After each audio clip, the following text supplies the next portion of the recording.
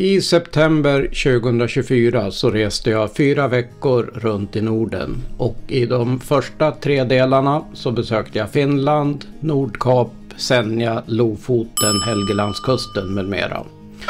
Så har ni inte sett de avsnitten så titta gärna på dem, jag lägger en länk i beskrivningen. Tyvärr har det regnat i stort sett hela tiden senaste veckan.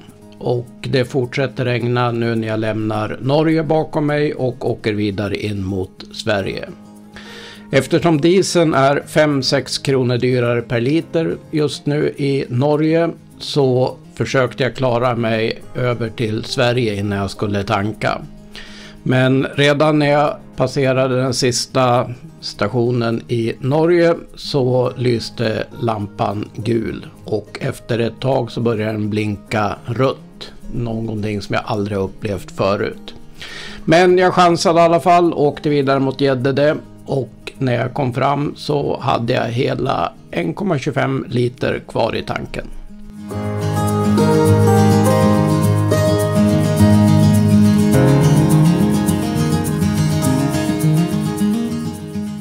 Efter att tanka så fortsatte jag på Vildmarksvägen. Den har jag åkt flera gånger förut men den är alltid lika vacker så att jag fortsatte norrut mot Kamp Stora Blåsjön där jag stått förut en gång.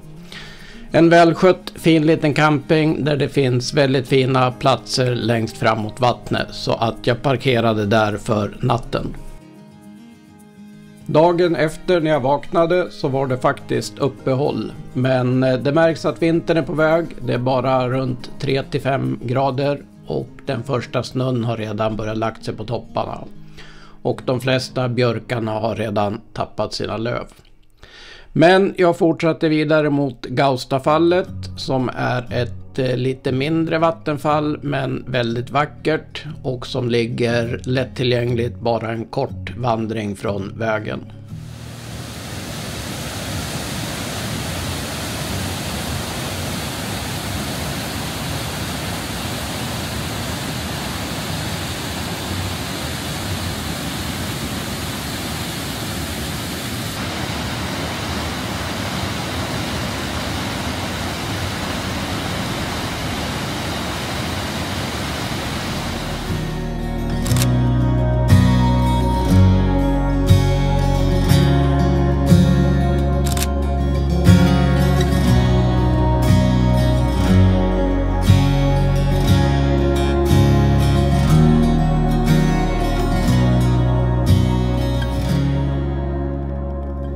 Jag fortsatte norrut mot en av de mest välkända platserna på Vildmarksvägen, Stekenjokk.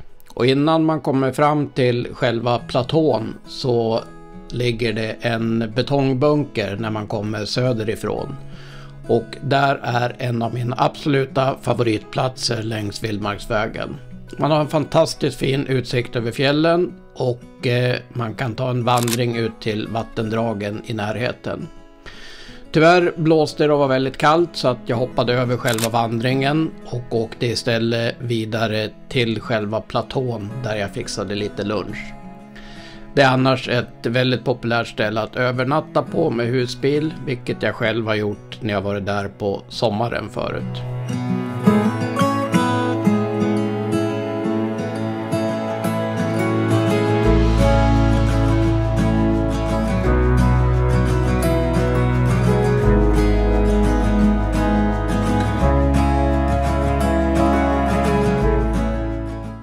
Efter Stekenjokk så åkte jag vidare mot Fatmomakke kyrkstad. Det är faktiskt en plats som jag aldrig har besökt förut trots att jag åkt Vildmarksvägen flera gånger. Men en fantastisk miljö. Det är en gammal historisk plats där samer och nybyggare har träffats för att hålla gudstjänster och fira kyrkliga högtider under flera århundraden. Det är en mängd kåtor runt hela området som idag ägs av privatpersoner och används fortfarande som fritidshus vid speciella tillfällen. En fantastisk miljö så att efter att gått runt där flera timmar så bestämde jag mig även för att övernatta där.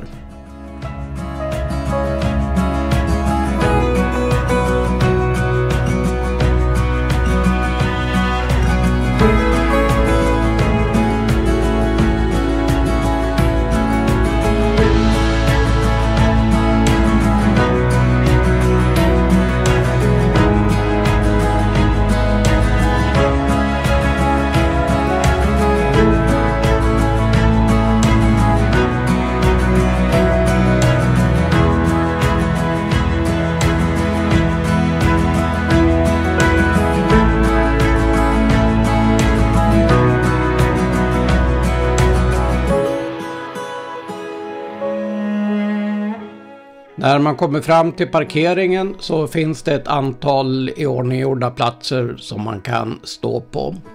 Man betalar en mindre avgift och det finns ingen speciell service, men det är väldigt fina platser och en fantastisk miljö att övernatta på.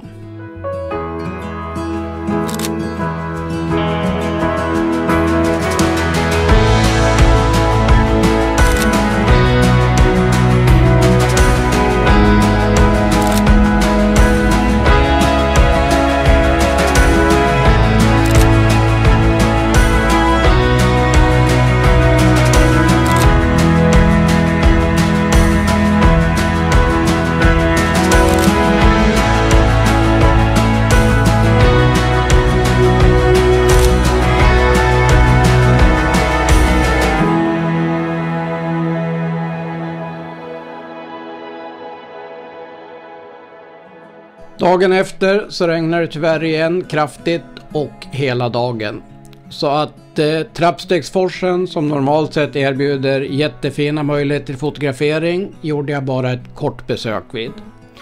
Och enda sättet att lyckas ta någon bild var att försöka hålla paraply i ena handen och kameran i andra, vilket var en utmaning. Så att det blev ett kort stopp där och jag fortsatte sen mot Stalon där det ska finnas en berömd utsiktspunkt. Och det här också stället som jag inte har besökt förut. Vägen upp dit var nyasfalterad men väldigt smal och utan några som helst platser att mötas på. Så det var bara att chansa och köra hela vägen upp. Men med tanke på vädret så var jag ensam där och utsikten var ändå fantastisk, säkert ännu mer imponerande i rätt väder. Så att det blev återigen ett kort med hjälp av paraplyt. Efter det så fortsatte jag och körde vidare i regnet nästan hela eftermiddagen tills jag till slut bestämde mig att stanna i Hammerdal vid Camp Route 45. En välskött camping som ägs av en holländsk familj där jag stått förut en gång. Men oj vad blött det var. Det var som att parkera mitt i en sjö. Efter Hammerdal så bestämde jag åka vidare mot Härjedalen och tog sikte på Flatruet som är Sveriges högst belägna allmänna väg. Och tror det eller ej, men solen tittade fram. Även om det var kallt så var det fantastiskt fint väder ute.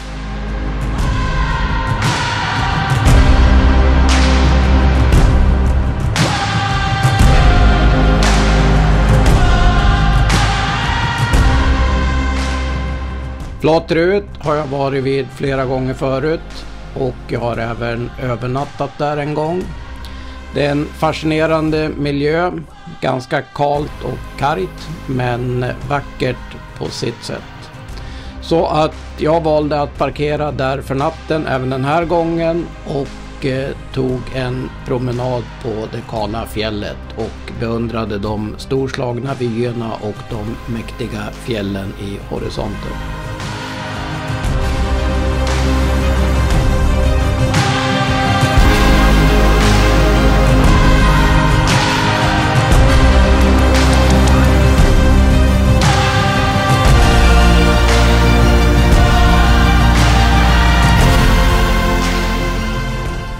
Efter att vandrat en bra bit ut på fjället så fick jag sällskap av ett gäng renar. Och det är en helt annan upplevelse att se dem i deras riktiga miljö på fjället än att som oftast se dem gå längs vägkanten.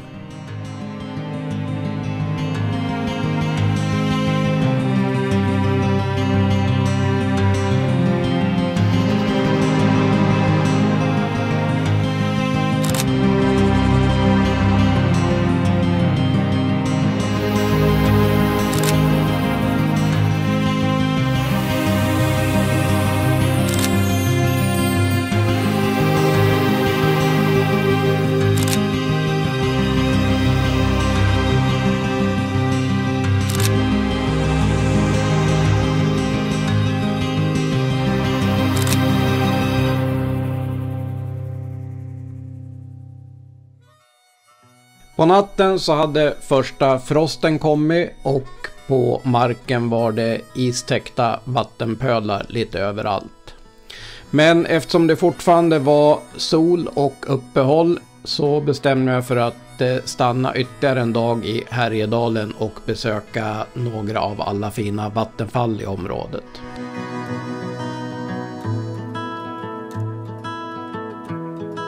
Första besöket blev Ljusnanforsen som ligger precis bredvid vägen när man åker in mot själva samhället Funäsdalen.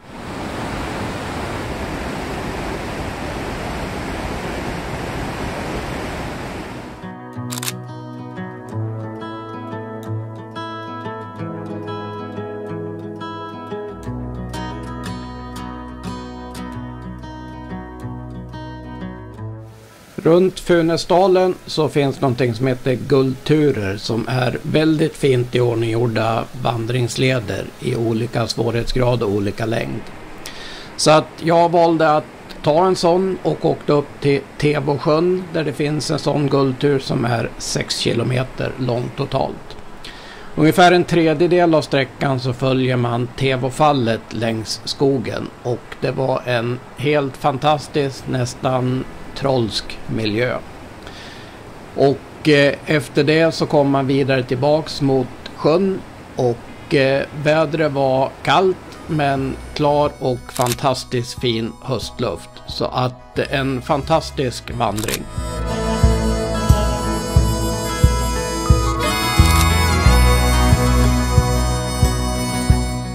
Efter att äta lunch vid Tevåsjön så fortsatte jag mot Svanåfallet. Vägen dit är inte jätterolig, man går på en enskild grusväg hela biten. Men det är ett fint litet vattenfall, speciellt om man klättrar ner längs sluttningen och beundrar det nerifrån. Dagens sista vattenfall blev Anderssjöåfallet som ligger bredvid vägen upp mot norska gränsen. Där finns det också en guldtur. Man kan vandra upp på 303 trappsteg bredvid vattenfallet och beundra uppifrån. Något jag gjort förut. Men den här gången hoppade jag över det och åkte istället tillbaks in mot själva samhället Funäsdalen där jag valde att parkera för natten. Efter att sovit ut i Funäsdalen så åkte jag vidare mot Idre. Och nu hade vintern börjat komma på riktigt här. Det låg ett tunt lager med snö på marken. Nu har jag åkt Vildmarksvägen som är Sveriges högst belägna asfalterade väg.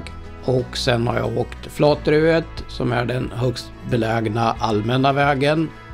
Så att nu fortsätter jag mot Nipfjället som är den högst belägna vägen av alla i Sverige. Men det är en enskild väg. Även dit har jag varit flera gånger, men det är väldigt fint att ta en vandring upp på Lillnipen och beundra utsikten över Städjan.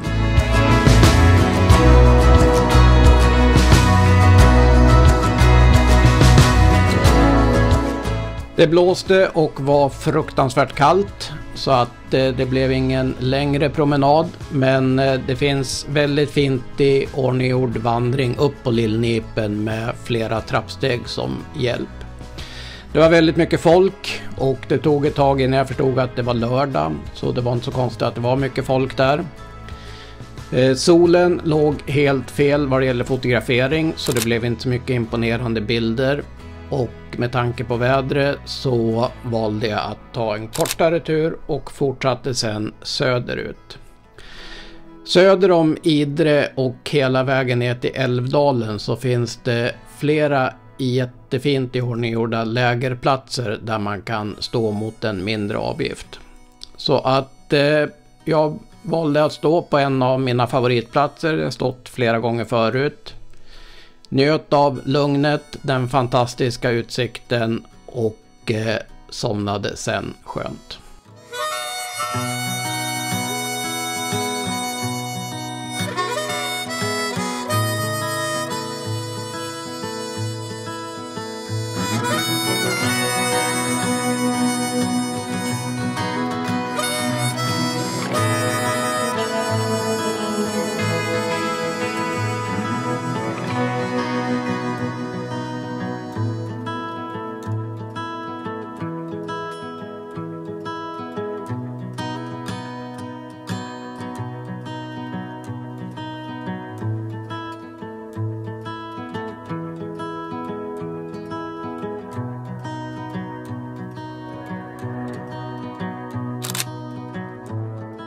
På morgonen när jag vaknade så var det 2 minus och det låg en helt magisk frostig dimma över sjön. Så att efter att njuta av den utsikten och äta frukost så åkte jag vidare neråt mot Älvdalen. Det är en väg jag åkt jättemånga gånger förut, men det här stället, Särna bunker, har jag aldrig vetat om förut. Det är en jättestor anläggning byggd i skogen som man byggde under andra världskriget som försvar mot tyskarna. Och bland de här imponerande stridsvagnshindren som är byggda av 3 rader stenar. Ett enormt stort område och en fascinerande miljö att vandra runt i. Så att jag spenderade drygt en timme där innan jag fortsatte söderut.